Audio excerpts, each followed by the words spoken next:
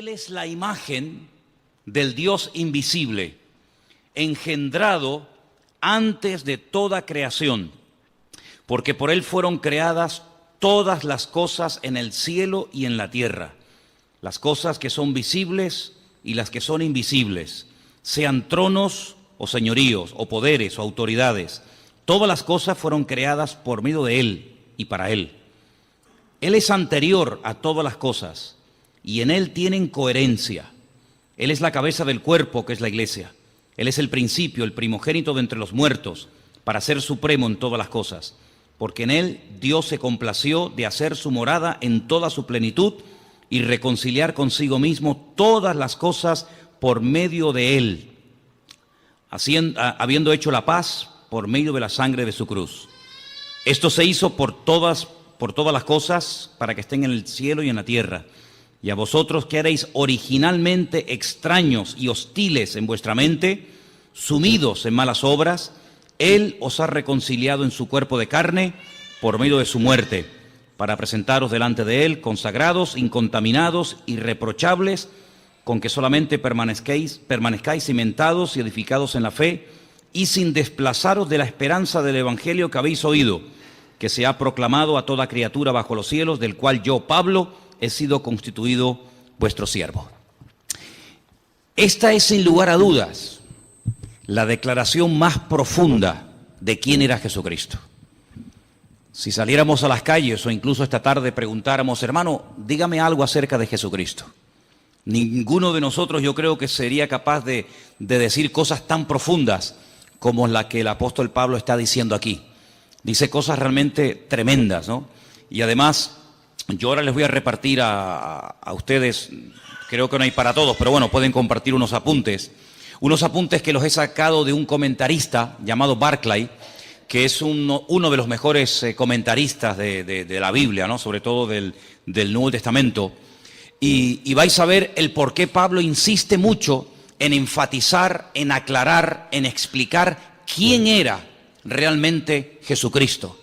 Encontramos, por ejemplo, expresiones como que Él en su cuerpo de carne.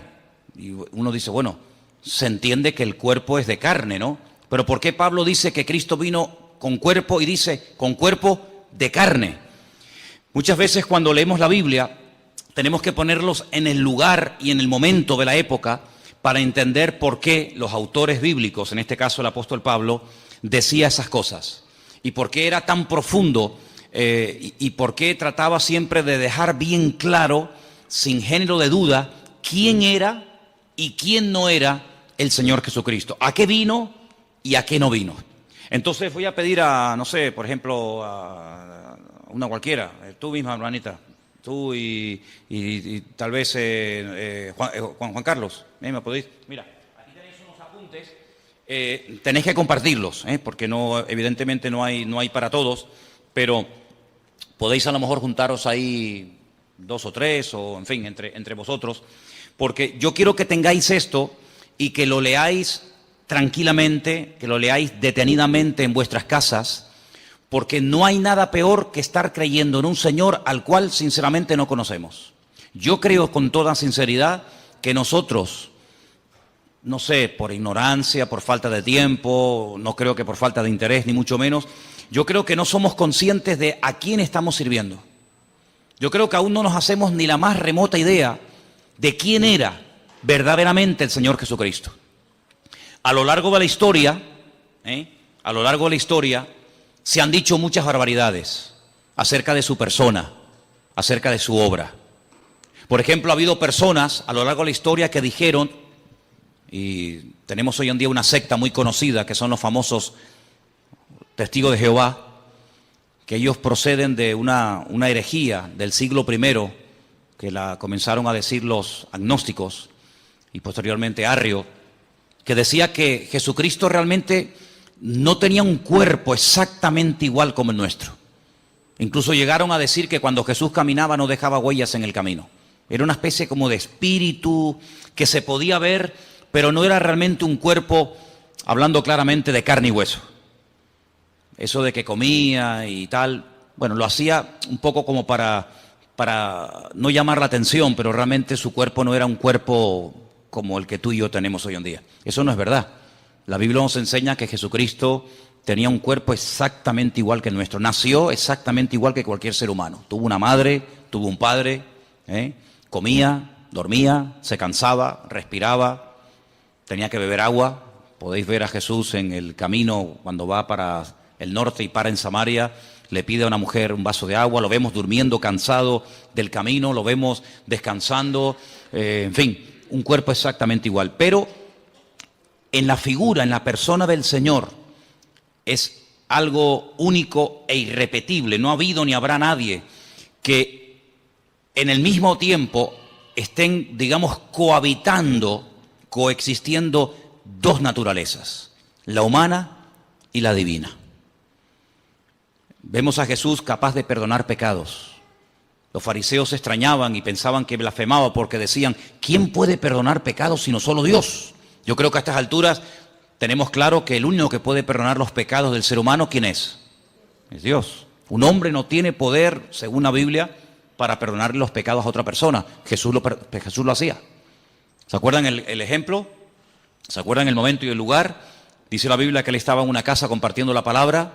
De repente le bajan del techo un paralítico descolgado por unos amigos y cuando él lo ve, le dice, hijo, a ti te digo, tus pecados son perdonados. Después lo sanó, ¿verdad? Pero lo primero que hace es arreglarlo por dentro y después arreglarlo por fuera, ¿sí? Su parte espiritual y su parte física. Eso solamente lo puede hacer Dios, Él lo hacía, ¿verdad? Romanos capítulo 9 dice que Jesucristo, además lo dice categóricamente, Jesucristo es Dios, así, sin género de duda. Jesucristo es Dios. Jesús decía, el que me ha visto a mí ha visto al Padre. Jesucristo decía, yo y el Padre somos uno. Así de claro. Jesucristo era capaz de hacer cosas que a los seres humanos no se nos ha permitido hacer. Como por ejemplo caminar por encima de las aguas. ¿O hay alguien aquí entre ustedes que tiene ese poder? Sería interesante que lo pudieras, no sé, demostrar, ¿no? No, yo puedo caminar por encima de las aguas. Jesús lo podía hacer. Porque Él es el creador y Él tiene poder sobre la naturaleza y no la naturaleza poder sobre el creador. Jesús era capaz de multiplicar con unos cuantos panes y unos cuantos peces, Él era capaz de multiplicar. Ese poder tú y yo no lo tenemos.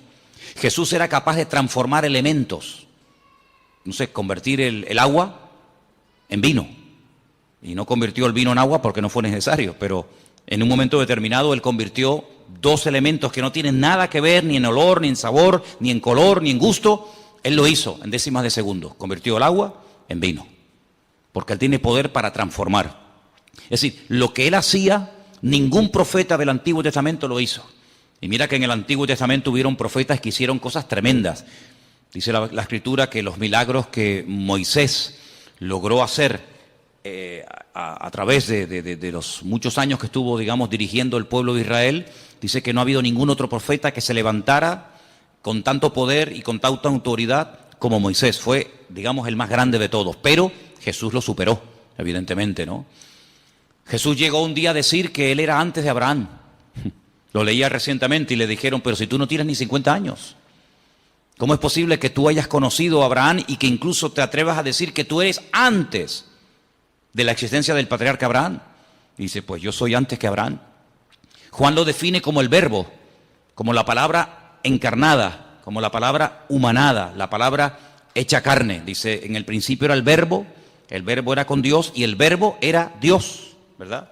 Entonces vemos al Señor Jesucristo con atributos divinos, capaz de perdonar pecados, caminar por encima de las aguas, transformar elementos, multiplicar panes y peces, etcétera, etcétera.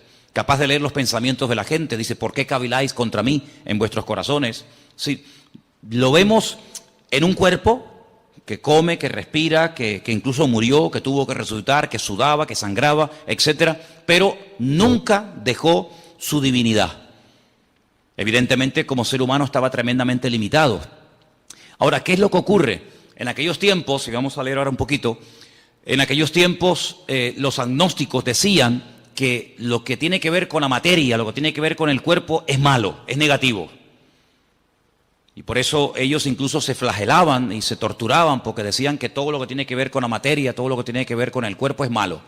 Los griegos llegaron a decir que la cárcel que encierra el alma es el cuerpo. Por eso muchos de ellos menospreciaban el cuerpo. Sin embargo, la Biblia dignifica el cuerpo del ser humano, tanto el del hombre como el de la mujer, evidentemente, ¿no? Llega incluso a declarar que el cuerpo físico, material del ser humano es el tabernáculo, es el templo donde Dios ha decidido vivir. Dios a lo largo de la historia decidió vivir en diferentes lugares.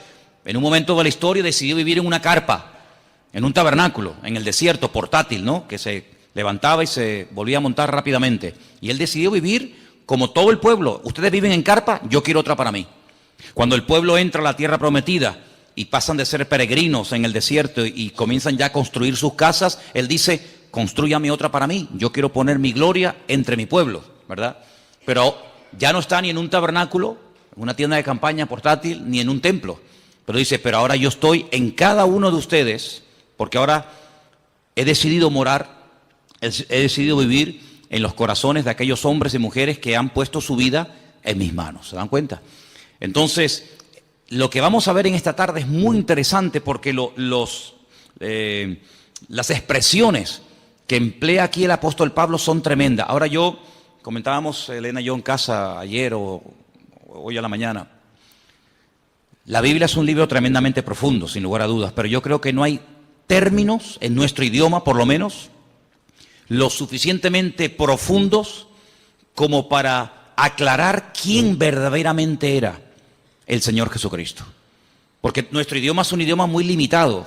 Por eso quiero explicar lo de las versiones. A veces ustedes habrán notado, el domingo pasó, no sé si se dieron cuenta, el domingo pasó que la lectura que se leyó en la iglesia, lo que se ponía en la pantalla, a veces no coincidía exactamente las mismas palabras con la persona que estaba leyendo. ¿Por qué? Porque en español, como en muchos idiomas, hay muchas formas de decir una cosa. Entonces depende del autor, depende del traductor, podemos decir de una forma o podemos decir de otra forma. Estamos diciendo lo mismo, pero no habla igual un venezolano con colombiano, no habla igual un canario con catalán, no habla igual un boliviano que un argentino. O sea, hay diferentes expresiones, todos hablan el mismo idioma, pero cada pueblo, cada cultura, cada lugar, cada momento de la historia, pues tiene expresiones que van cambiando. El idioma no es algo muerto, el idioma es algo vivo, va cambiando de generación en generación. Cada cierto tiempo, pues la Real Academia Española tiene que introducir palabras y tiene que introducir términos que hoy en día son normales, pero que en la época de nuestros padres o de nuestros abuelos esas palabras ni existían. Es que ni existían, ni se sabía lo que era eso. Sin embargo, hoy en día hay que dar una definición, hay que dar una aclaración a palabras que se usan todos los días, pero que en aquellos tiempos, repito, ni existían. Entonces a veces hay que, entre comillas, inventar.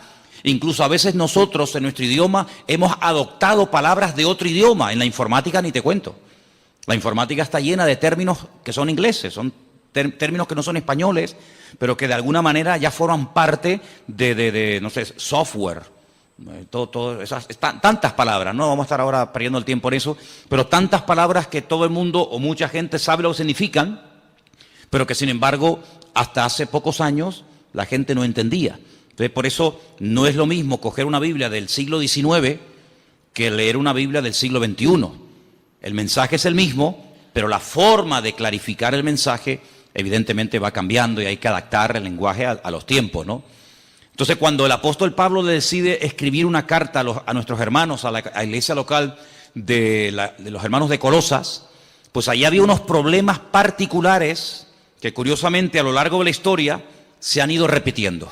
Entonces, en los apuntes que ustedes han recibido en esta tarde, perdonen la letra tan pequeñita, yo sé que algunos dirán, madre mía, yo esto no lo veo. Es que lo quise hacer grande y mira cómo salían los folios, salían unos folios enormes. Entonces, si quieren sigan la lectura. El resto de los comentarios de este capítulo, del versículo 15 al 23, está todo explicado aquí. No tiren estos apuntes, léanlo frecuentemente, porque hay expresiones que necesitamos saber qué es lo que realmente quiso decir el autor. Solamente me quiero parar en algo, y es que a Jesús se le llama, por ejemplo, en el versículo 15, ¿qué dice el versículo 15 en vuestra versión? ¿Lo podéis ver ahí un momentito? Colosenses 1:15, ¿qué dice? Leerlo juntos en altavoz, por favor.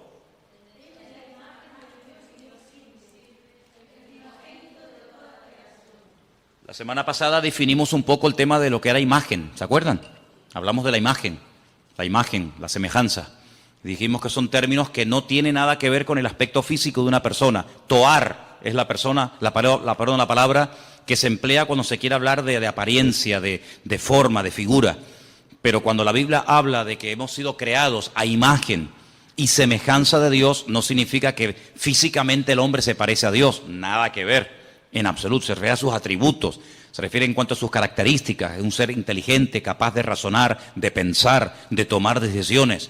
Por eso Dios le daba órdenes al ser humano y nunca le dio órdenes y mandamientos y estatutos y preceptos a los animales, ¿verdad? Porque la capacidad de razonar del hombre evidentemente es superior a la de cualquier animal. El animal no razona, no piensa, no medita, no es capaz de hacer un poema, de hacer un argumento filosófico. El ser humano puede jugar con las palabras, en fin, tiene una capacidad superior, evidentemente, ¿no? A todo eso se refiere la Biblia cuando habla de imagen y semejanza. Cuando la Biblia dice que Jesús era la imagen de Dios, no significa que tú veías a Cristo y veías la cara de Dios, ¿eh?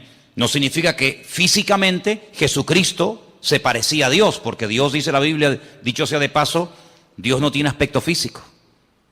¿A quién se parece Dios? ¿Dios es blanco o es negro? ¿Es alto o es bajo? Es que no tiene nada que ver. Esos argumentos, esos adjetivos, no tienen nada que ver con Dios. Dios no es ni alto ni bajo, no está ni de pie ni sentado, no está ni aquí ni allá, no entra y sale, no está un día alegre y otro día triste. Dios es un Dios inmutable, es un Dios que es totalmente, desde mi punto de vista, totalmente imposible por muchos argumentos, por muchas explicaciones, por muchos adjetivos que utilicemos. Sinceramente, todos se quedan cortos. Yo pienso que a lo largo de la historia el hombre que el mejor definió a Dios fue un rabino llamado Maimónides. Hay un libro extraordinario que él escribió en el siglo XII, Guía de los Perplejos, donde él habla él define la esencia de Dios. Y yo no he conocido a nadie, ni he leído ningún libro que explique la esencia de Dios tan profunda y al mismo tiempo tan clara como la define este hombre, ¿no? Él, por ejemplo, dice que Dios no tiene peso ni medida, Dios no tiene forma ni figura, Dios no es un Dios que se puede comparar con atributos humanos, pero claro, algunos dirán, pero la Biblia habla de los ojos de Dios, la Biblia habla de la mano de Dios, la Biblia habla de la espalda de Dios, dice que Moisés le vio la espalda a Dios, la Biblia habla de la boca de Dios. Eso es lo que se llama antropomorfismos, ¿eh? Es atribuirle a Dios o utilizar elementos humanos para hablar de lo que Él hace o hablar de lo que Él es. Dice, los ojos del Señor recorren toda la tierra. ¿Te imaginas dos ojos así? Por las calles, por las plazas, por las montañas, dos ojos. Hombre, eso no se puede traducir literalmente, porque los ojos del Señor que recorren toda la tierra, ¿qué es lo que quiso decir el autor? Que Él lo sabe todo, que Él lo conoce todo. No es que sus ojos literalmente van por la calle así buscando, ¿verdad? Porque si fuera así, literalmente quiere decir que si los ojos de Dios están en aquella dirección, ya no están en esta. Si está mirando hacia la derecha, ya perdió la visión de la mano izquierda. Por lo tanto, no es algo literal, ¿verdad? Así que eso es lo que la Biblia, ya digo, se llama antropomorfismo. Es utilizar un lenguaje humano para definir o para explicar más o menos un concepto de tipo espiritual. Eso es al mismo tiempo lo que es una parábola. La Biblia está llena de parábolas. Ustedes pueden leer los evangelios. Dice, la parábola del sembrador, la parábola del hijo pródigo, la parábola de la oveja perdida, ¿verdad? Está llena de parábolas. ¿Y qué es una parábola? Es un ejemplo. Es un ejemplo de algo conocido, ¿verdad? Una oveja, una semilla, un chico que se pierde, etcétera, para explicar un concepto espiritual que, utilizando ese ejemplo sencillo, la gente puede entender más o menos, repito, lo que es el reino de Dios, lo que es el amor de Dios, lo que es el perdón, lo que es la misericordia, lo que es la generosidad, la hospitalidad, etcétera, etcétera, etcétera, ¿verdad? Entonces vamos a leer algunas frases de aquí, de la primera página. Ahí en la primera página donde pone los pensadores equivocados. ¿Lo veis? Disculpen que todos no tengan los apuntes, pero después si queréis podemos hacer fotocopias, porque es muy bueno que todos tengan estos apuntes y los leas y los repases, porque tenemos que profundizar y crecer en nuestro conocimiento de Dios. Dice así: uno de los hechos de la mentalidad humana es que uno no piensa más de lo que se ve obligado a pensar. Hasta que uno se encuentra con que otros se oponen a su fe y la atacan, no se pone a pensar en sus implicaciones. A veces nosotros no nos rompemos la cabeza con preguntas que el mundo se hace, ¿verdad? Ni pensamos en eso. Pero, ¿verdad que cuando te hacen una pregunta que en ese momento no sabes qué decir, dices, ay, pues tengo que estudiar, tengo que preguntar, porque a mí nunca se me había pasado por la cabeza que alguien me hiciera esa pregunta? Claro, generalmente, salvo excepciones, la gente suele preguntar más o menos lo mismo. Pero cuando te pasa a ti, que te preguntan por primera vez, y si Dios es tan bueno, ¿por qué se mueren los niños de hambre? Yo, ¿qué le digo? ¿Qué le digo? ¿Verdad? O si Dios es tan bueno, ¿por qué permite tal y tal otra cosa? Entonces, a veces es bueno que nos hagan preguntas que en el momento no sabemos qué decir o qué responder, para que eso nos lleve a buscar de Dios. ¿Estamos de acuerdo? ¿Me estáis mirando a mí o estáis mirando a los que entraron? Estáis mirando aquí, ¿verdad? Bien, perfecto. Hasta que la iglesia se vio confrontada con alguna herejía peligrosa, no empezó a darse cuenta de las riquezas de la ortodoxia. Es característico del cristianismo que siempre puede producir nuevas riquezas para hacer frente a una nueva situación. Es bueno que en algún momento de tu vida alguien, un amigo, un vecino, un familiar o quien sea, te haga una pregunta que tú digas, mira, sinceramente en este momento no tengo ni idea qué decirte. Y tienes que acostumbrarte a decir, en este momento no sé qué decir. Déjame que estudie, déjame que prepare, déjame que pregunte, etcétera. Pero no pienses que todo lo que te va a preguntar la gente vas a tener la respuesta inmediata. De hecho, ustedes saben que hay unas chicas en la Biblia que eran las famosas, en su día hablé de ellas, ¿no? Las hijas de Zelofajat, que vinieron un día a Moisés y le hicieron una pregunta a Moisés, el gran varón de Dios, y Moisés dijo, tengo que orar, tengo que consultar con el Señor, porque ni Moisés en ese momento sabía qué responderle a estas chicas. ¿Qué te parece? Preguntas que a ningún hombre jamás le había hecho a Moisés. Estas chicas se atrevieron a hacerla a Moisés y lo dejaron con la boca abierta, no sabía ni qué responder. Pero bueno, vamos a seguir adelante. Cuando Pablo le escribió a los colosenses, no estaba pensando en el vacío. Se puso a escribir, como ya hemos visto en la introducción, habla de los capítulos anteriores, para salir al paso de una situación bien definida. Escuchen, había una tendencia de pensamiento en la iglesia primitiva que se llamaba el gnosticismo. Sus seguidores, los gnósticos, lo que quiere decir poco más o menos los intelectuales o los librepensadores, estaban insatisfechos con lo que consideraban la ruda sencillez del cristianismo y querían convertirlo en una filosofía que pudiera estar en línea con los otros sistemas filosóficos del tiempo. Es decir, para algunas personas nuestra fe es tan sencilla que no les cabe en la cabeza. En aquella época los filósofos, y en Atenas estaba lleno de filósofos. Cuando Pablo fue allí, madre mía, se encontró con los, ustedes pueden encontrarlo en el libro de los Hechos, con los atenienses, los estoicos, los epicúreos, toda aquella gente que para decir que estos blancos daban 40 vueltas y preguntaban y preguntaban y preguntaban. Pues cuando empezó el cristianismo a difundirse y a extenderse el evangelio por todo el mundo conocido, pues estos gnósticos no daban crédito a que todo fuera tan fácil y todo fuera tan sencillo. Ellos querían complicar las cosas. Por eso Pablo tiene que escribir muchas cartas para responder y debatir correctamente a esta gente, ¿no? Ahora bien, Dios es espíritu y por lo tanto absolutamente bueno y la materia absolutamente mala, según decían ellos.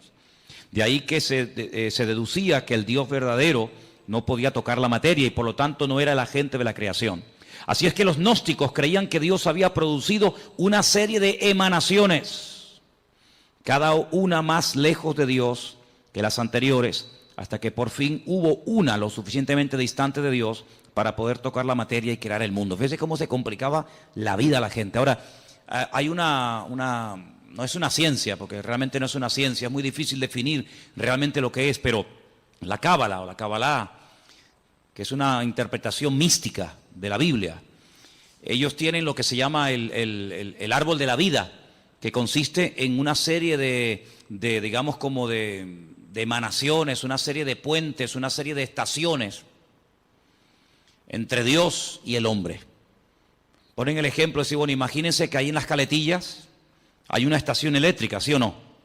Todo la hemos visto. Esa estación eléctrica produce 1 millón de vatios.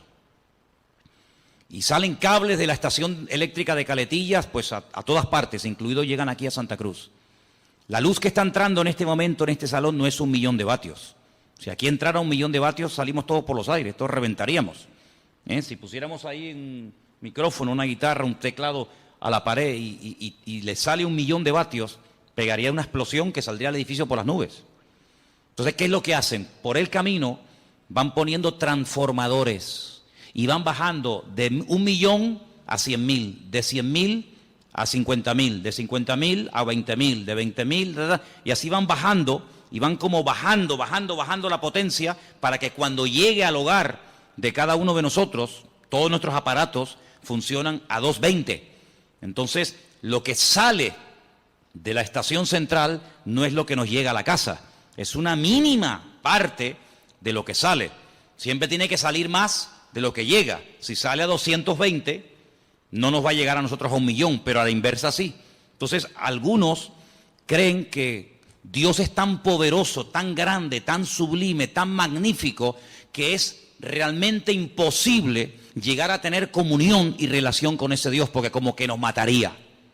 ¿Qué es lo que hacen? Ellos van por el camino, para explicarnos, ¿no? Ellos van por el camino diciendo que, bueno, Dios se manifestó en esto, y esto en esto otro, y esto en esto otro, y esto en esto otro, y Cristo, según los gnósticos, fue una de las manifestaciones o emanaciones de Dios, la más distante, y por eso Él podía tener un cuerpo, pero realmente no era un cuerpo como el que dijimos al principio. Todo esto es una auténtica barbaridad.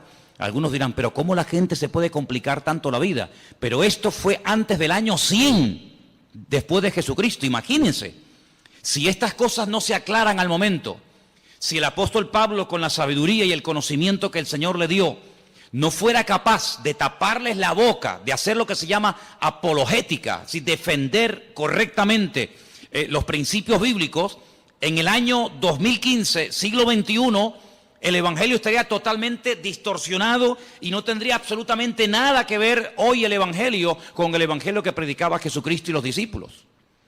Por lo tanto, se tuvo que defender la fe en aquel momento, se tuvo que aclarar las cosas, y gracias al Señor tenemos, por ejemplo, la carta de los Colosenses, que va en una línea, la carta a los Efesios, la carta a los Tesalonicenses. ¿Por qué hay tantas cartas? Porque en cada congregación surgían diferentes opiniones o diferentes herejías.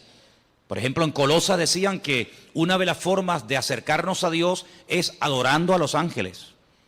Ya parece que se ha ido a la moda, pero hubieron unos años, aquí en Canarias por lo menos, en los que en algunas farolas se veía pegados unos papelitos donde daban cursos para que la gente pudiera contactar con su ángel particular y ese ángel le llevara a Dios y de esa manera no ir directamente a Dios porque es demasiado poderoso, pero a través de un ángel como que se baja la intensidad. Se puso de moda el famoso libro o el famoso curso de milagros, ¿verdad?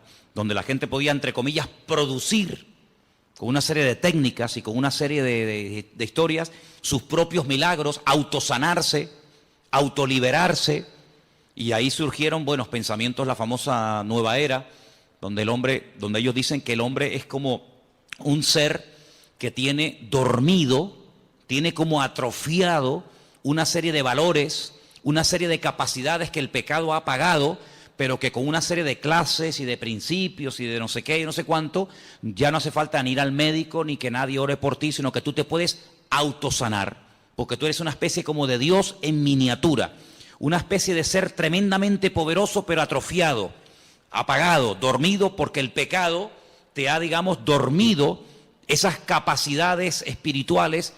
Y bueno, y la gente se complica la vida de una manera con tal de no ir a Dios, con tal de no buscar al Señor, son capaces de buscarlo donde sea. Y por eso el apóstol Pablo fue un hombre muy usado, no solamente para extender el Evangelio que nos ha llegado a nosotros exactamente igual, sino también para decirle a aquella gente las barbaridades que decían y para que hoy en día tengamos respuestas ante estas barbaridades. Entonces vamos a seguir leyendo un poquito y después nos vamos a meter en el pasaje.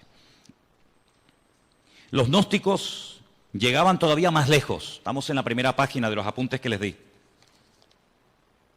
Conforme las emanaciones se fueron distanciando de Dios, se volvieron cada vez más ignorantes de Él. Y en las emanaciones más distantes se daba no solamente la ignorancia de Dios, sino la hostilidad hacia Él. Los gnósticos llegaban a la conclusión de que la emanación que creó el mundo desconocía y era hostil al verdadero Dios. Y algunas veces hasta identificaban esa emanación con el Dios del Antiguo Testamento. Eso tenía ciertas consecuencias.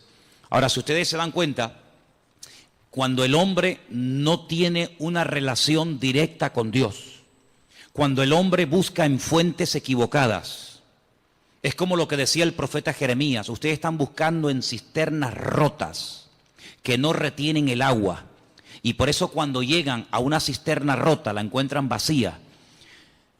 Hay una búsqueda sincera, pero el camino es un camino equivocado. No todos los caminos llevan a Dios. Eso tienes que tenerlo clarísimo en tu vida. No es que, bueno, da igual, iglesia evangélica, católica, musulmana, budista, nueva era, da igual, total, todos los caminos llevan a Dios. Es que eso no es lo que dice la Biblia. Mira, a lo largo de la historia, siempre el deseo del Creador, el deseo de nuestro Dios fue tener comunión con el hombre. Dios hizo todo lo habido y por haber, todo lo impensable, para que el hombre se acercara a Dios. El hombre como que hacía todo lo contrario para alejarse del Señor. Te voy a poner un ejemplo. Mira, en el Antiguo Testamento hay un varón de Dios, un hombre que se llamó Jacob. Conocemos también su nombre como Israel. La Biblia dice que él una noche se echó a dormir. Estaba durmiendo al aire libre. De repente él tiene un sueño donde ve una escalera. Una escalera que tiene la parte de abajo en la tierra y la otra punta, al otro extremo de la escalera, está en el cielo. Él dice que ve ángeles que suben y que bajan. No dice que bajan y suben, sino ángeles que suben y bajan. Él entiende en ese sueño, que es muy profundo, para decirlo así en breves palabras, él entiende que el cielo se quiere acercar al hombre. Él entiende que el Creador quiere volver a tener comunión con el hombre. El hombre la cortó, el hombre se desconectó de Dios. El hombre se independizó de Dios, para que me entiendan. Porque cuando Dios creó al hombre, lo creó con la capacidad de rebelarse, de separarse de su Creador. ¿Por qué Dios lo hizo así? Solo Dios lo sabe. Pero una de las razones elementales y básicas de por qué Dios le permitió al hombre rebelarse contra su Creador es por una sencilla razón. Porque Dios no quiere amor a la fuerza. Si tú no me amas, yo no te voy a obligar a que lo hagas. Si tú no me quieres servir, yo no te voy a obligar a que me sirvas. Si tú no quieres estar conmigo, yo no te voy a obligar a que estés. Yo te voy a crear con la capacidad de rebelarte, con la capacidad de distanciarte de mí. Y el hombre utilizó esa capacidad como ser perfecto que era, porque si no tenía esa capacidad, luego no es perfecto. El hombre utilizó ese libre albedrío, esa capacidad, y se desconectó de Dios. Claro, las consecuencias fueron terribles. Dios le dijo: bueno, pues si en este lugar que yo lo he creado para ti, y no tienes que hacer absolutamente nada para subsistir, sino que yo te lo he dado prácticamente todo hecho. Fijaros que el hombre ni tenía, hermanos, que matar animales para poder comer. El hombre no fue creado para matar, por eso el hombre tiene que utilizar armas. Los animales, cada uno tiene sus armas de defensas, ¿verdad? Unos tienen cuernos, otros tienen garras, otros tienen veneno. El ser humano no tiene nada, porque el ser humano no fue diseñado para matar. Por eso el hombre tiene que usar una pistola, un palo, una piedra, una escopeta, un rifle, porque el hombre no tiene la capacidad por sí misma de matar a otro ser humano, porque no tiene ninguna arma poderosa. Ahora, fijaros qué interesante, cuando el hombre se desconecta de Dios, Dios lo tiene que echar de aquel lugar perfecto y de armonía que todos conocemos como el Gan Edén, el jardín del Edén. Y cuando sale de ese lugar, él se percata, él se da cuenta de todo lo que ha perdido. Ahora el hombre tiene frío, ahora el hombre tiene calor, ahora el hombre suda. Sudar significa perder humedad, con la capacidad de poder deshidratarte. La mujer comienza a sentir dolores. La mujer no fue creada para tener la menstruación todos los meses. En el momento en el que peca, comienza a experimentar el hombre pérdida de humedad y la mujer pérdida de sangre todos los meses.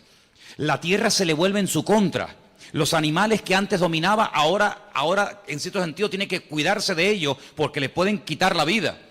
Y así una serie de consecuencias terribles. Pero a pesar de eso, Dios no se desentendió de la raza humana. Dios no dijo, bueno, ustedes no quieren estar conmigo, ahí se quedan. Sino que el hombre sigue, permítame la expresión, detrás del hombre, buscando al hombre. Les habla a través de Noé, pasan de Noé. Les habla a través de Abraham, pasan de Abraham. Les habla a través de José, pasan de José. Les habla a través de la ley de Moisés, pasan de la ley de Moisés. Y así a lo largo de la historia, hasta que personalmente Él se humana, Él se encarna y viene, dice, y habitó entre nosotros y vimos su gloria. Bueno, ya después de tantas manifestaciones del amor de Dios y de tantas oportunidades, el hombre habrá entendido que no se puede esconder de Dios. ¿Qué es lo que hacen? Matan a su hijo, creyendo que de esa manera ya Dios va a cesar en esa ansia, en ese anhelo de buscar constante y permanentemente al hombre. Nada más lejos de la realidad. Lo matan y el Padre dice en Romanos capítulo 8 que a través del poder de su Espíritu Santo resucita a su Hijo al tercer día. Luego la muerte no acabó con Cristo, la muerte fue el inicio de una etapa nueva, donde ahora ya no va a estar bajo la ley de un antiguo pacto, sino la ley de un nuevo pacto. Vienen los apóstoles, vienen los discípulos, vienen los padres de la iglesia, a lo largo de la historia, siglos y siglos y siglos y siglos. Dios continuamente buscando al hombre. El hombre inventando todo tipo de excusas, todo tipo de herejías, todo tipo de barbaridades, que si él no murió, que si él se desmayó, que si María Magdalena se equivocó de tumba, que si los discípulos robaron el cuerpo, que si se equivocó de no sé qué, que si no tenía cuerpo, que si no tenía espíritu, una detrás de otra. Pero sin embargo Dios, en el anhelo y en el deseo de buscar al hombre, hoy en día sigue tocando y llamando a la puerta de los corazones. ¿Para qué? Para tener comunión, para tener relación contigo y tú con Él. Y de esa manera poder descubrir el propósito de tu existencia. Y no pasar por esta vida sin saber qué hago, a qué me dedico, a dónde voy. Sino que sepas en todo momento por qué el Señor permitió que tú nacieras y que tú existieras y que tú estuvieras en este planeta un periodo muy corto de tiempo, muy corto, porque la vida es algo tremendamente efímero, algo tremendamente corto, que pasa así y cuando te das cuenta, ¡fum!, se te fueron tus 80, tus 90 años. Pero el objetivo no es vivir en esta tierra por la eternidad, sino prepararnos para retornar al Creador y tener este tiempo como una especie de escuela de preparación para lo que realmente es la vida verdadera, que es la vida eterna en la presencia del Señor. ¿Te das cuenta? Entonces, el diablo ha intentado por todos los medios, habidos y por haber, cegar. Que la ignorancia sea la tónica habitual del ser humano. Que no lea la Biblia, que no se acerque a Dios, que se acerque a otras cosas, que tenga todo tipo de experiencias y de sensaciones, menos la búsqueda sincera y genuina de buscar a Dios. Pero vemos en la palabra de Dios que el hombre sigue y sigue y sigue y sigue rebelándose contra el Creador, pero todos aquellos que le reconocieron les dio el derecho de tener un título que solamente llegó a tener un pueblo en la tierra, y es la de ser llamados hijos de Dios. ¿Cuántos dicen amén? Así que ya Dios no podía hacer nada más. Ahora vamos a seguir leyendo un poquito más adelante los apuntes que les he dado, porque hay una expresión que se usa que se ha malinterpretado hasta el punto de decir, y te dicen, no, es que la Biblia lo dice, que Jesucristo, escuchen bien porque esto es muy sutil y ustedes tienen que tenerlo muy claro, que como Dios sabía que el hombre iba a pecar, porque Dios lo sabe todo de antemano antes de que ocurra, ¿sí o no? Dios es omnisciente, todo lo sabe, nada le sorprende. Ya Dios había creado en un principio, antes de la creación del universo, a Jesucristo. Y lo tenía como preparado, lo tenía como reservado, para que cuando el hombre pecara, como nada podía redimir al hombre del pecado, sino solamente a través de la sangre incontaminada y limpia y pura del Señor, pues ya Él lo tenía preparado desde antes de la fundación del mundo para que muriera por nosotros. ¿No se pueden ustedes imaginar la cantidad de gente que cree eso, que Jesucristo es el Salvador, que murió por nosotros, que resucitó en una cruz, que Él ascendió a la diestra de Dios Padre, que volverá, que reinará, todo eso, pero con algo muy sutil, y es que dicen que Jesucristo no es Dios, sino que Jesucristo es un ser creado. Eso significa, como una vez un señor vino aquí y lo tuve que expulsar de la iglesia, porque eso es una auténtica herejía, que si Dios creó a un arcángel que luego se rebeló contra el Señor, y que conocemos hoy en día con el nombre de Satanás, que en un principio no era Satanás, sino Luzbel, ¿verdad? Ese lucero, significa que si Dios lo creó a él y creó también a Jesús, hay un parentesco, porque son hijos del mismo Padre, tanto uno como otro, y ahí no le permití que siguiera adelante, sino dije, no, lamento mucho, si usted cree en eso, si usted cree que estos dos son hermanos, esto se acabó. Hasta ahí no le permitimos, y lo tuvimos que decir que se fuera. Pero él estaba totalmente convencido que así como Adán y Eva tuvieron un hijo bueno y un hijo malo, uno llamado Caín y otro llamado Abel, Dios también tuvo un hijo bueno llamado Jesucristo y tuvo un hijo malo llamado Satanás. Fíjate tú las barbaridades a las que llega la gente, ¿no? ¿Y de dónde sacaba eso? Del versículo 15, donde dice que él fue el primogénito de la creación. Amigo. Pero fijaros qué interesante, porque un poquito más abajo, en el versículo 18, vuelve a aparecer la palabra primogénito. Versículo 18 dice, Él es la cabeza del cuerpo, que es la iglesia. Él es el principio, ¿el qué? ¿Primogénito de qué?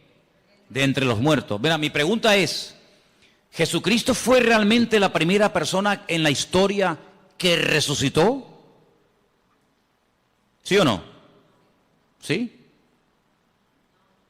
No sé, ustedes sabrán, yo estoy preguntándole a ustedes. ¿La primera persona que resucitó fue Lázaro? ¿Sí? Bueno. No sé, ustedes sabrán. No, porque yo he leído el Antiguo Testamento y he visto que, por ejemplo, Elías resucitó a una persona en el Antiguo Testamento. Entonces hay gente que resucitó antes de Lázaro, y antes de la viuda de Naín, y antes de aquella chica a la cual el Señor le dijo, Talita Cumi, a niña, a ti te digo, levántate y anda.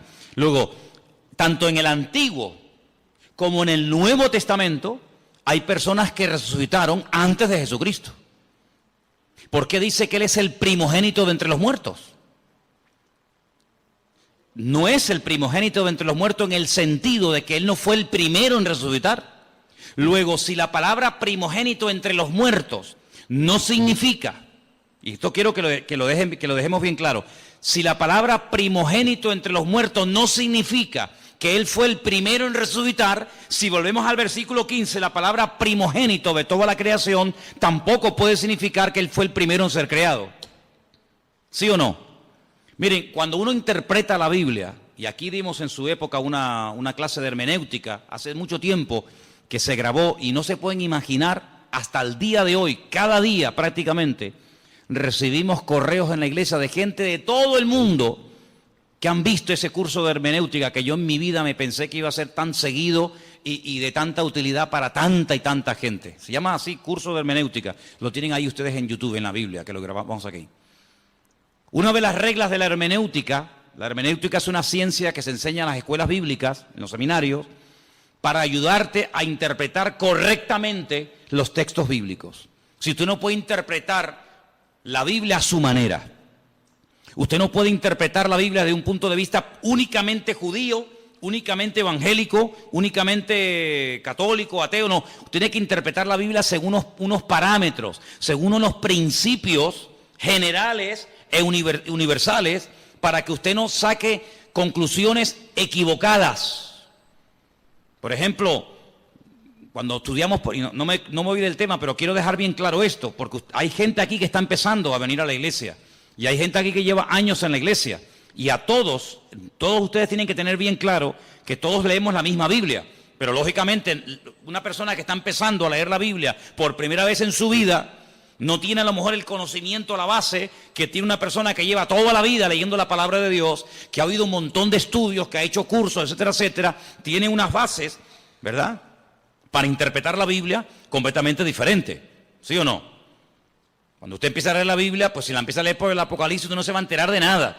Pero si usted ha hecho cursos, usted ha escuchado lo que es el Apocalipsis, lo que significan los caballos, los colores, los números, cuando usted lo lea, usted va a disfrutar de la lectura de ese bendito libro. Pero si usted no sabe, usted no se va a enterar de nada. Es decir, pero es que yo no entiendo la Biblia. Por eso hay gente que a veces dice, mira, yo he leído la Biblia y yo no la entiendo.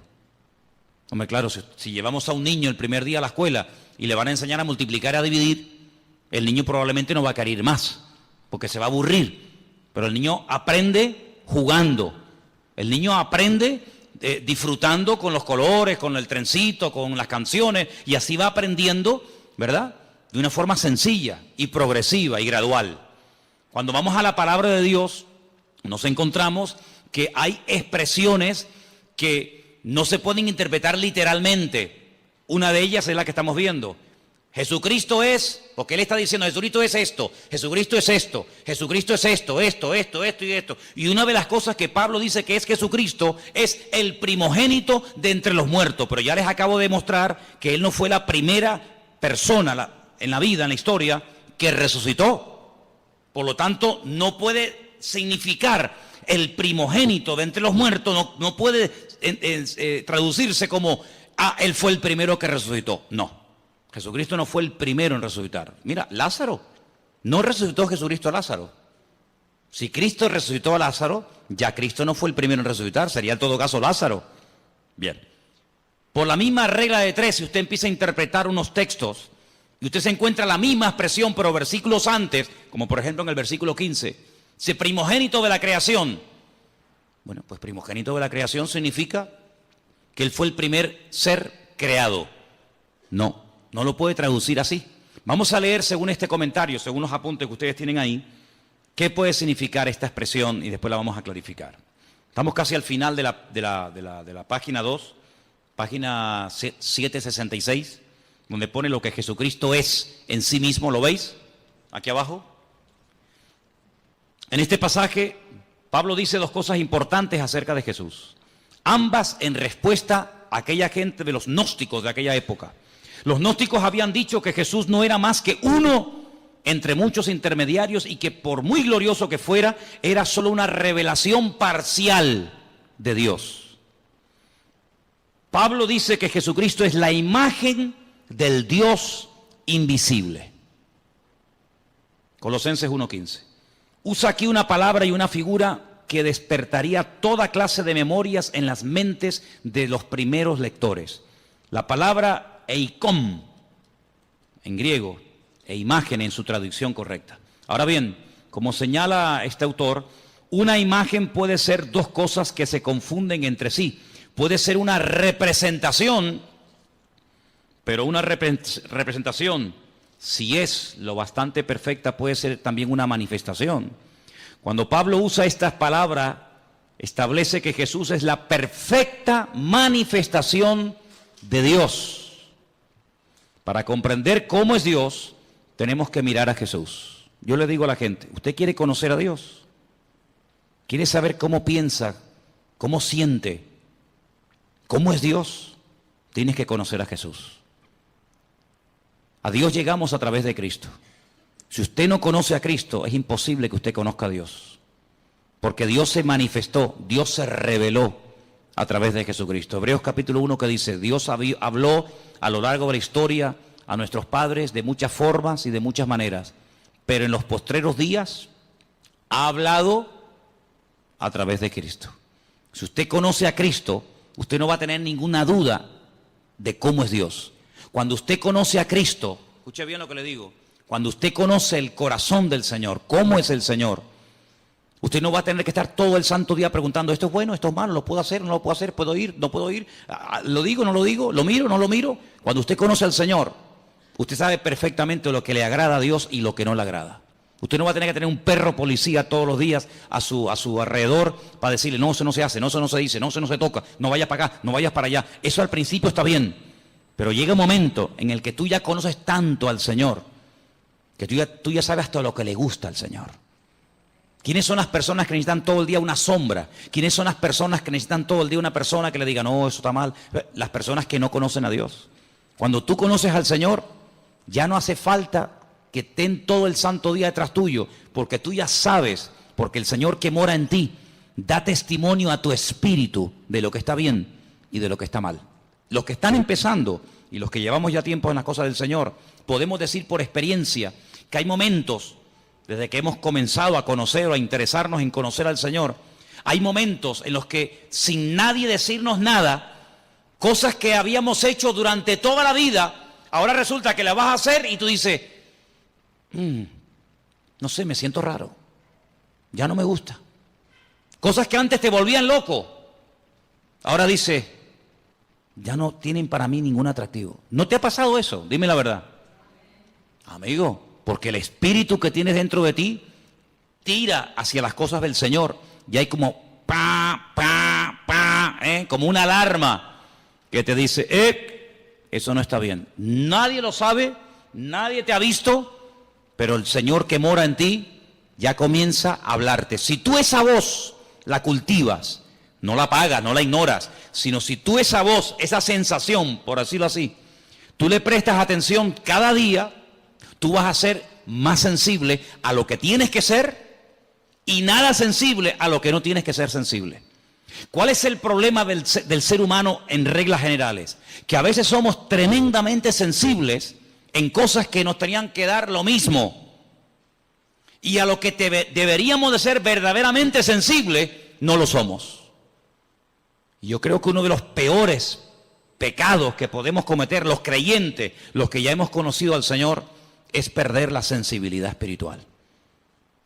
Porque cuando uno pierde la sensibilidad espiritual, un término que aparece en la Biblia es que llegamos a cauterizar la conciencia. Si ya pecas y no te sientes mal. Y eso es terrible. Eso es terrible. El temor de Dios, el respeto a Dios, dice la Biblia que es el principio de la sabiduría. Cuando tú comienzas a darte cuenta de que ese pecado, que para ti no era pecado, para ti era normal, porque lo has hecho toda la vida, pero ahora dice, oye, ¿y yo por qué ahora, cuando voy a fumarme un porro, o cuando voy a ver una película pornográfica, o cuando voy a mentir, o cuando voy a robar, o cuando voy a no sé qué, o a no sé cuánto, por qué yo ahora me siento mal y antes no me sentía mal? Porque estás cambiando. Por eso, porque estás cambiando. ¿Y quién es el que te está cambiando? El que vive dentro de ti. Por eso dice, no entristezcas, no apagues al Espíritu Santo que mora en ti. Porque yo te digo por experiencia que se puede apagar la voz del Señor. ¿Qué dice la Escritura? Si hoy el Señor te habla, no cierres tu corazón, porque a lo mejor ya mañana te vuelve a hablar y ya no te enteras. La sensibilidad es algo que no podemos perder. Esa es una de las señales de que una persona se ha apartado del Señor, de que no está bien con Dios, que ha perdido la sensibilidad espiritual. ¿Vale? Sigo leyendo. El Antiguo Testamento, versículo donde pone la A, y la literatura intertestamentaria, si lo que está entre el Antiguo y el Nuevo Testamento, tienen mucho que decir acerca de lo que es la sabiduría. Bueno, vamos a leer un poquito más adelante porque yo lo que quería que ustedes vieran acerca de lo que significa verdaderamente aquí. Perdón, vamos a la página 767. Vamos a esa página, por favor. Lo que Jesucristo es para la creación. Él es el primogénito de toda creación. Debemos procurar darle el verdadero sentido a esta frase. Como aparece en la Reina Valera, podría querer decir que el Hijo fue la primera persona que fue creada. No. Usted sabe lo que a mí me atormentaba cuando yo comencé a venir a la iglesia. La pregunta que a mí me volvía loco.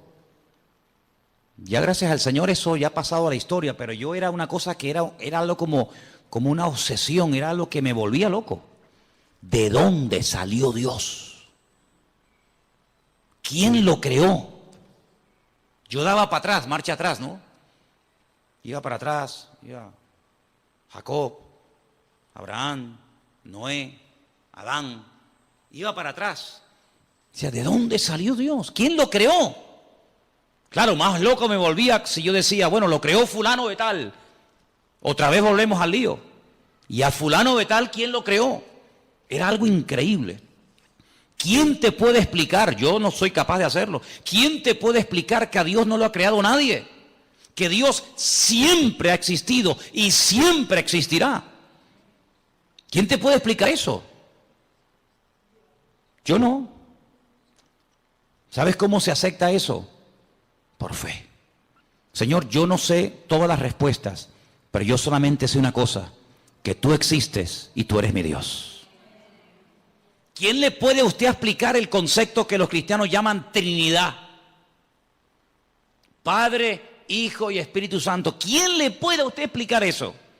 Que si el huevo, que si el agua, que si la metes en la nevera se hace un cubito de hielo, que si la pones al fuego se evapora y si la bebes es líquida. Sí, son 3 elementos.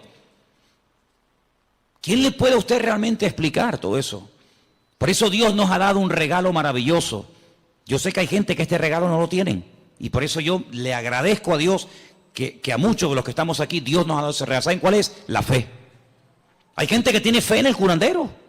Y creen con todo su corazón que ese sinvergüenza, que te pide dinero, que se inventa respuesta, que se inventa que tu marido tal, que tu hijo no sé qué, que siempre dicen lo mismo. Hay gente que tiene una fe ciega en eso y hasta pagan dinero. Nosotros no tenemos necesidad de ir por esos derroteros ni por esos caminos, porque estamos totalmente convencidos de que Dios es un Dios que existe y es un Dios verdadero. Yo sé que Jesucristo siempre ha existido. Claro, en nuestra mente humana todo tiene un principio, todo, absolutamente todo. Y aparentemente todo tiene un final, pero en Dios, en Jesucristo, en su Espíritu no hay ni principio ni fin. Siempre han existido. Es más, Pablo dice que todo lo que existe fue creado por Él, para Él y por medio de Él. ¿Cuántos dicen amén? Claro, el mundo se puede reír, el mundo puede cuestionarse. Pero bueno, hermano, que digan lo que quieran. Yo sé en quién he creído. Y yo sé que el Señor no fue creado, sino que el título primogénito de la creación, como vamos a ver ahora, esto es lo que significa. Ahí lo tenemos, al final de la página. El primogénito de toda creación. Perdón, estamos aquí. Debemos procurar darle el verdadero sentido. Como aparece en la Reina Valera, podría creer o querer decir que el Hijo fue la primera persona que fue creada, pero en el pensamiento hebreo y griego, la palabra primogénito, que está ahí entre paréntesis, no tiene más que un sentido temporal muy indirecto. Hay que notar 2 cosas. Primogénito es muy corrientemente un título de honor. Israel, por ejemplo, en Éxodo 4:22, como nación se le llama el primogénito, el Hijo de Dios. Lo que quiere decir es que la nación de Israel es el Hijo de Dios más favorecido. Segundo, debemos notar que primogénito es el título del Mesías.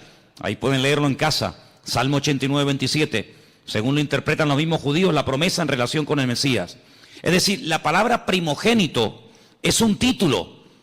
La palabra primogénito en la figura de Cristo no significa que Él fue lo primero que Dios el Padre creó, lo primero que Dios el Padre hizo, sino es un título de honor, de reconocimiento, como diciendo que antes de Él no ha habido nada y después de Él no habrá absolutamente nada.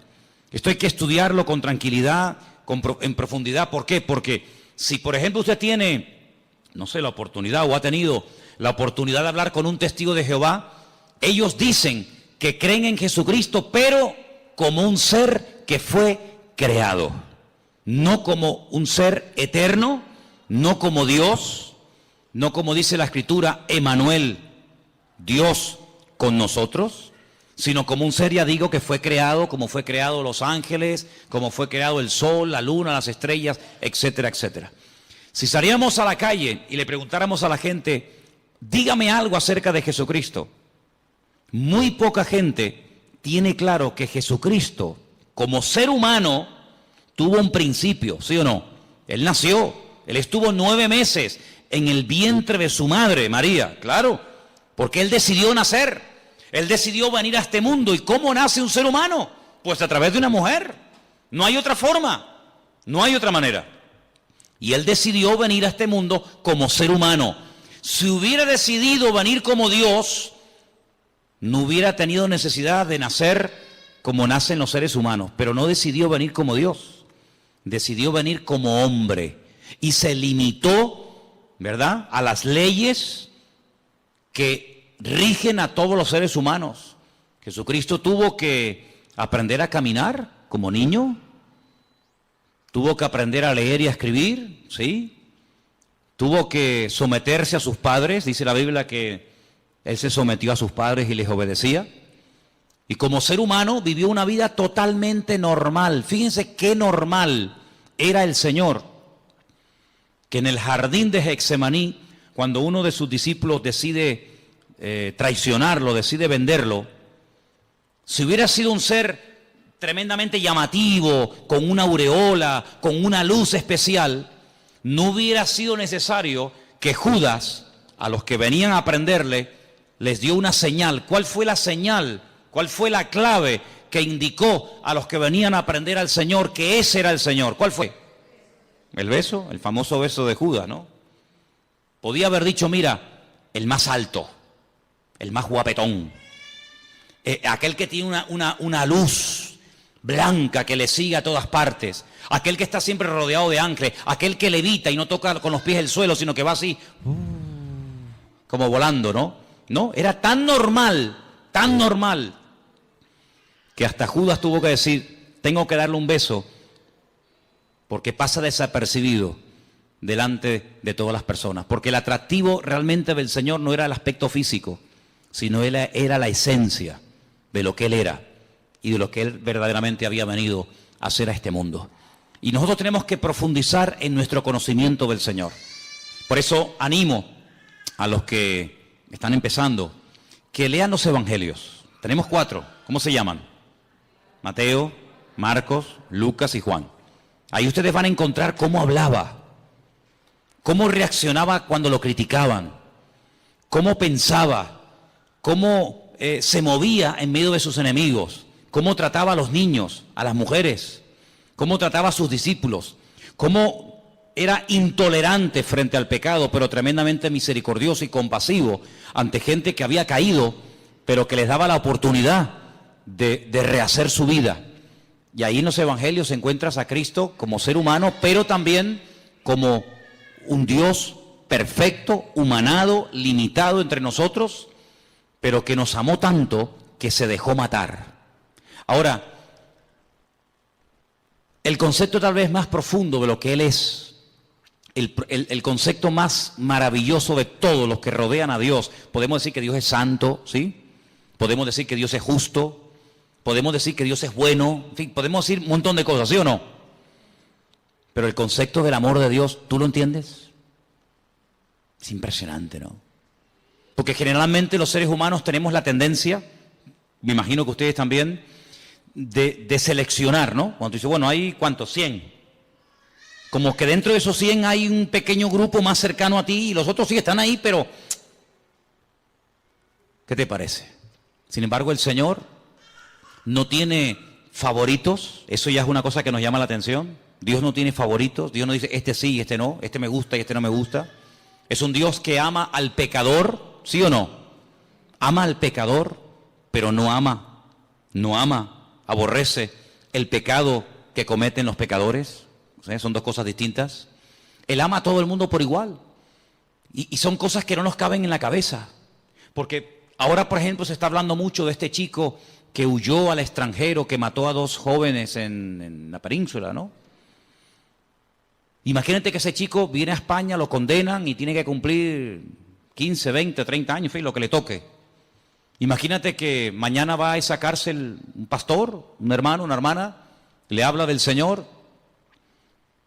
El chico reconoce la barbaridad que ha hecho, se arrepiente, pide perdón al Señor. Mi pregunta es, ¿Dios perdonaría a esta persona? ¿Sí o no? Delante de los hombres es un asesino. Tiene que estar ahí hasta que se pudra, ¿no? Hasta que cumpla la condena. Pero si esa persona le pide perdón a Dios, esa persona nos la vamos a encontrar el día de mañana en el cielo, en la presencia del Señor. ¿Quién entiende eso? ¿Quién entiende eso? Nadie. Pero así es el corazón de Dios. Es una cosa increíble. el peor asesino, lo peor de la humanidad, si se arrepiente y verdaderamente quiere cambiar, Dios lo perdona, Dios le da otra oportunidad, y aunque delante de los hombres nunca lo van a perdonar y será toda la vida el fulano, el asesino, el criminal o lo que sea, delante de Dios puede llegar a tener el título de hijo o de hija de Dios. De hecho, ha habido casos en la historia de personas, en Estados Unidos, en algunos lugares existe la pena de muerte, personas que estaban condenados a muerte por la justicia de los hombres, pero sin embargo se arrepintieron y le pidieron perdón al Señor, y como le dijo aquel ladrón en la cruz, condenado a muerte por el Imperio Romano, porque se lo merecía. De hecho, él dijo, nosotros padecemos justamente, yo no me quejo, si yo me merezco esto y peor, pero yo te pido que a pesar de lo malo y de lo ruin que he sido, que tú te acuerdes de mí cuando vengas en tu reino. Y el Señor podía haber dicho, pues hijo, lo siento mucho, yo no te puedo perdonar porque tú has sido esto y esto. Sin embargo, ¿qué dijo el Señor? Hoy estarás conmigo en el paraíso, amigo. El concepto del amor de Dios es lo que más me impacta de nuestro Dios. Porque si él es el primogénito de la creación, la imagen de Dios, el camino, la verdad y la vida, todo eso está muy bonito. Pero a mí lo que me cautivó y lo que me transformó la vida fue entender que Dios a mí me había amado de tal manera que fue capaz de mandar a su hijo para que lo mataran en una cruz, simplemente por amor. ¿Qué te parece? Así que el apóstol Pablo intenta taparle la boca a los gnósticos de la época. A lo largo de su ministerio tuvo muchas luchas con los religiosos, con los fanáticos, con los que metían o intentaban meter falsas doctrinas en las congregaciones. Pero lo que nos tiene que quedar bien claro en esta tarde a todos y a cada uno de los que estamos aquí es que Dios a nosotros nos ama tal y como somos. Aunque nunca cambiáramos, ¿sí o no? Aunque nunca cambiáramos, aunque nos muriéramos así como somos hoy, el Señor en este momento a cada uno de nosotros nos ama, y cada vez que le pedimos perdón al Señor de corazón y de verdad, el Señor siempre perdona. Hace unos días estaba en televisión y como una novedad, como una cosa, como que hubieran bajado extraterrestres del planeta X y vinieran a este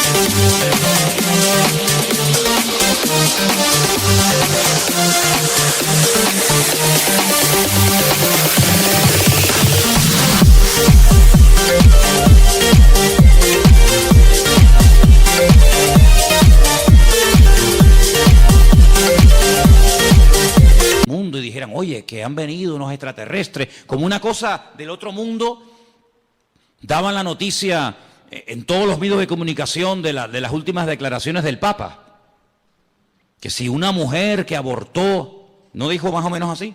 Verdaderamente de todo corazón pide perdón a Dios, que hay que perdonarla, y lo contaron. Y yo digo, pero mira, si eso lo sé yo hace 30 y pico de años cuando me convertí a Cristo.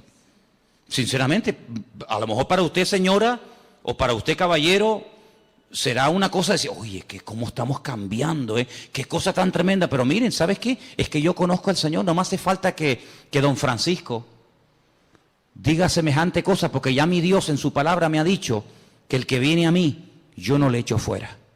Da igual si ha abortado, da igual si ha asesinado, da igual si ha matado con ganas o sin ganas, queriendo o sin querer, me da igual. En la palabra de Dios encontramos que si hubiéramos pecado, primero de Juan capítulo 1 dice, si hubiéramos pecado, abogado tenemos para con el Padre, a Jesucristo el justo. Y la sangre de Jesucristo nos limpia de todo pecado. Por lo tanto, a mí no me causa ninguna sorpresa diciendo, ¡ay, qué maravilla! Pero si la maravilla hace 2000 años ya la dijo Él. Ya hace 2000 años el Señor Jesucristo murió en la cruz para demostrarle a toda la raza humana que no importa lo lejos que nos hayamos separado de los caminos del Señor, no importa, mira, lo bajo que hayamos caído, las barbaridades que hayamos hecho, si le pedimos perdón al Señor, Dios siempre, siempre perdona y otra cosa más, y olvida. ¿Cuántos dicen amén? El Señor a nosotros no nos dio la capacidad de olvidar las cosas malas que nos hacen. Una cosa es que no nos domine.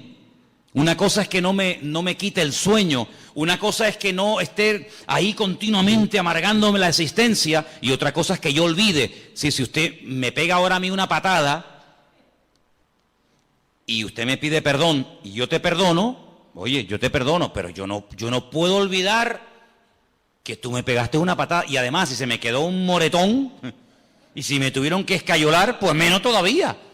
Pero hay una característica tremenda, que un Dios todopoderoso diga y declare categóricamente, y Él no miente, que cuando Él perdona, Él olvida al mismo tiempo.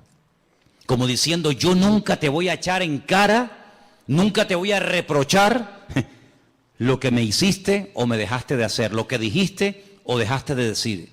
Solamente hay un ser en todo el universo que es capaz de amarnos y de soportarnos como Él, y Él se llama Jesucristo, Rey de Reyes y Señor de los Señores.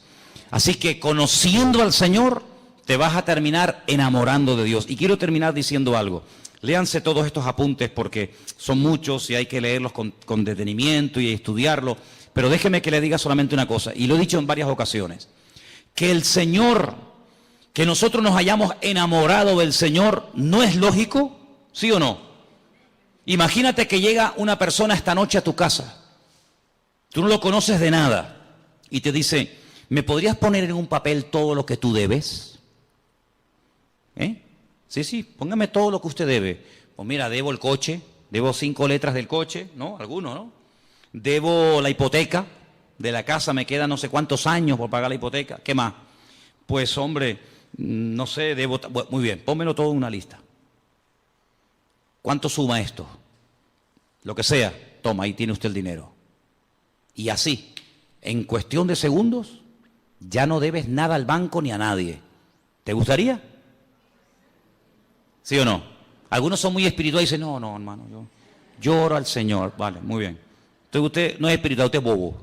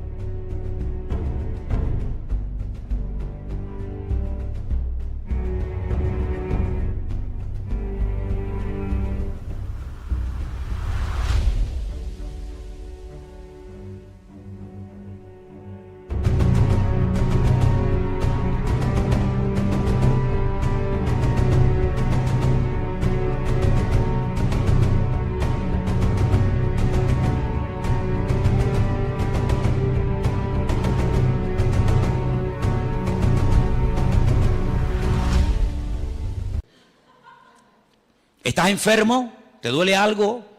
Y llega esta persona y te dice, ¿dónde te duele? Pues mira, tengo un dolor aquí. Te pone la mano encima, ora por ti y nunca más te vuelve a doler eso. Oye, ¿tú no le tomarías aprecio a esa persona? Lógico. Cuando tienes un problema no lo buscarías a él o a ella porque te ha ayudado tanto que, oye, mira, ¿me podrías venir un momentito que te quiero hablar contigo? Me pasa esto, me pasa lo otro. ¿Quién no se puede encariñar? ¿Quién no puede apreciar, respetar? No digo enamorarse, pero respetar a una persona así, cualquiera. Bueno, pues en cierto sentido, eso es lo que el Señor hace continuamente con nosotros. Nos sana, nos fortalece, nos levanta cuando caemos, nos anima. A veces permite, fíjate lo bueno que es y lo sabio que es, que cuando ve que nos estamos un poquito medio apagando, quedando atontados, permite ahí una pequeña prueba, una pequeña cosita, ¿no? Y, ay, tal, ay, Señor, ayúdame. Y el Señor dice, sí, dime, aquí estoy contigo. Fíjate lo bueno que es, que puede decir, bueno, ya no quieres orar, pues nada, no ores. Pero Él dice, le voy a poner una piedrita en el zapato, para que le haga una llaguita. Ay, Señor, mira que me salió una llaguita, sí, dime qué quieres que haga. Señor, que me sana, ahí está, pum, la sanidad. ¿Quién no se enamora de un Dios así? ¿Sí o no? A todos nos ha pasado. Pero lo que yo quiero preguntarles ahora, ¿qué vio Él en nosotros para enamorarse de nosotros? Porque ¿cómo no me voy a enamorar de un Dios que tiene estas y más características, cualquiera? Pero ¿qué vio el Señor en ti y en mí? Cuando a veces una persona que te ama te dice, qué ruinito que eres, ¿eh? ¿No te han dicho nunca eso? Qué malo que eres. Cuando quieres ser malo, eres malo, ¿eh? Cuando quieres ser buena, mira que eres agradable, ¿eh? Pero el Señor, a pesar de nuestras debilidades y defectos, Él nos ama. Hermanos, amemos también nosotros al Señor. Y sirvámosles con alegría, sirvámosles de todo corazón, porque es un privilegio el ser llamados hijos de Dios. Y quiero terminar pidiéndoles que hagan una reflexión. Imagínense que en esta noche supiéramos, es una hipótesis, no es real, pero imagínense que supiéramos que en este momento en la Plaza de España, allá abajo en pleno corazón de Santa Cruz, hay 8 o 10 mil personas sin hogar, sin agua potable, sin comida, sin nada, y que hay cientos y cientos de niños, pues como los niños que tenemos aquí en la iglesia, que a veces entran, salen, el otro que canta, el otro que toca los palitos, Bueno, pues eso es lo que está pasando en este momento en Europa, donde hay miles y miles, millones de personas huyendo de países que están totalmente destrozados. Y yo me preguntaba hoy, digo, Señor, si nosotros al salir del culto en esta noche, sabiendo esa situación, no se nos ablanda el corazón, entonces que nosotros nos hemos convertido sin darnos cuenta en creyentes tremendamente teóricos. Me contaba Priscila ayer que miles de familias en una pequeña isla llamada Islandia se han ofrecido a las autoridades del país, al gobierno de dicho país, para dar acogida en su casa a personas que no tienen nada, que han huido con lo opuesto y que no tienen nada. Yo me preguntaba, ¿será que lo que llamamos el estado del bienestar, no lo llaman así a cómo se vive en Europa, el estado del bienestar? ¿No será que el hecho de que nadie nos haya perseguido nunca, porque a nosotros no nos ha perseguido nunca nadie? A ningún hermano nuestro lo han torturado en una cárcel, lo han crucificado, lo han decapitado. A nadie. Lo más que nos han dicho es un insulto, lo que sea, ¿No será que todo eso, sin darnos cuenta, se nos ha vuelto en nuestra contra? Y nos hemos hecho tremendamente cómodos e insensibles ante el dolor ajeno. Pues están en Hungría, hermano, están allí en Hungría, están en Grecia, están tan lejos. Pero yo pregunto, ¿seríamos capaces, y me pregunto yo también estoy metido en el ajo, ¿seríamos capaces nosotros de decir, pero por qué tienen que estar ahí un montón de familias pasando frío y hambre, cuando nosotros somos la sal de la tierra y la luz del mundo? ¿La luz para qué es? Dice el Señor, no es para ponerla debajo de la mesa, es para ponerla encima y que todos sean alumbrados con la luz del Evangelio, con la luz de los cristianos. ¿Seríamos capaces nosotros de decir, vénganse a vivir a nuestra casa? Tengo 3 habitaciones, nada más duermo en una, ¿para qué quiero 2 habitaciones vacías? ¿Seríamos capaces de traer una familia a nuestra casa? Si no somos capaces de reaccionar ante momentos de urgencia, nuestro cristianismo es simplemente una teoría. Es simplemente una teoría. Yo sé que no es nuestra realidad social. No tenemos ahí a miles y a miles de personas acampadas, pasando frío, pasando hambre, sin saber a dónde van. Pero ¿y si fuera? ¿Y si esa fuera nuestra realidad? ¿Seríamos capaces de dar la bienvenida, la acogida, para que se quedaran un montón de gente durmiendo aquí en la iglesia o en nuestra iglesia del Puerto de la Cruz? ¿Seríamos capaces? ¿Seríamos capaces de llevarnos a un matrimonio, con hijos o sin hijos, a vivir a nuestra casa y demostrarles el amor cristiano, pero no con palabras y con canciones, sino con hechos. Y en verdad, ¿seríamos capaces? Yo me preguntaba todo eso en estos días. Porque dicen que desde la Segunda Guerra Mundial, la catástrofe humanitaria más terrible es esta que se está viviendo hoy en día.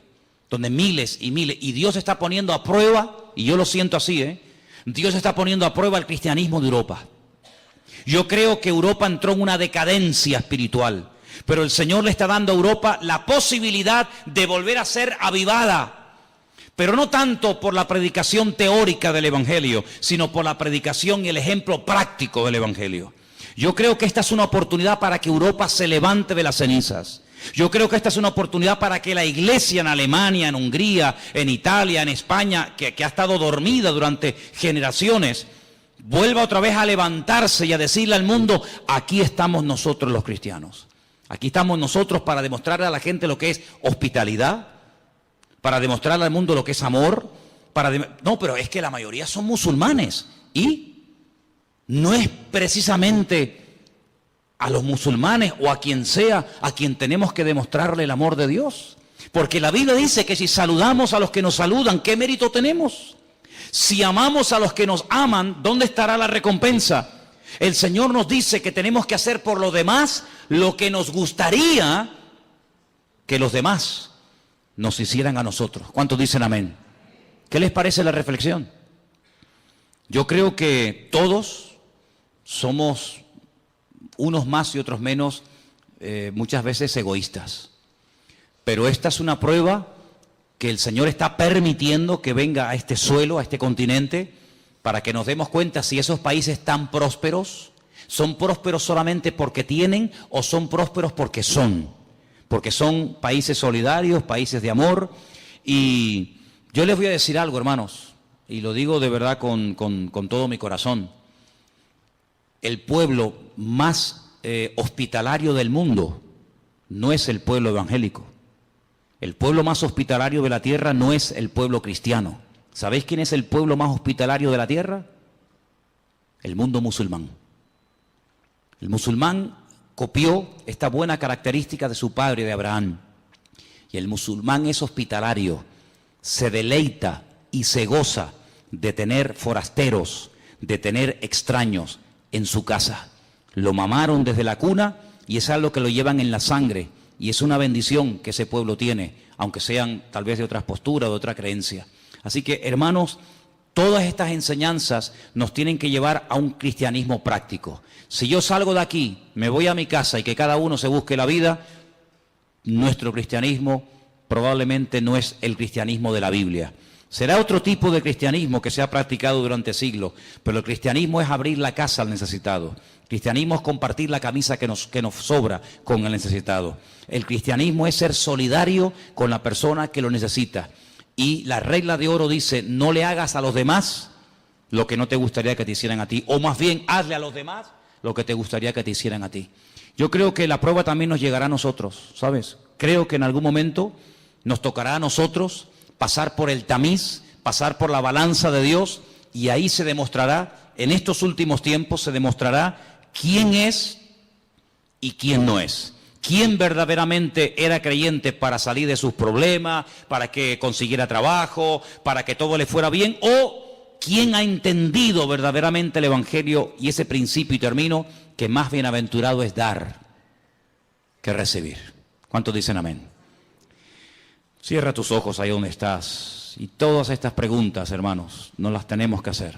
Todas estas preguntas. El tiempo en el que estamos viviendo no es un tiempo fácil. Es un tiempo de prueba. Es un tiempo donde Dios está viendo cómo va a reaccionar su pueblo. Y es la iglesia, no las naciones, no los gobiernos, la iglesia, la que tiene que tomar autoridad. Y la que tiene que levantarse ahora en pie de guerra y decirle al mundo, aquí estamos los cristianos, con los brazos abiertos, dispuestos a bendecir al mundo, dispuestos a ayudar al que verdaderamente está buscando ayuda desesperadamente.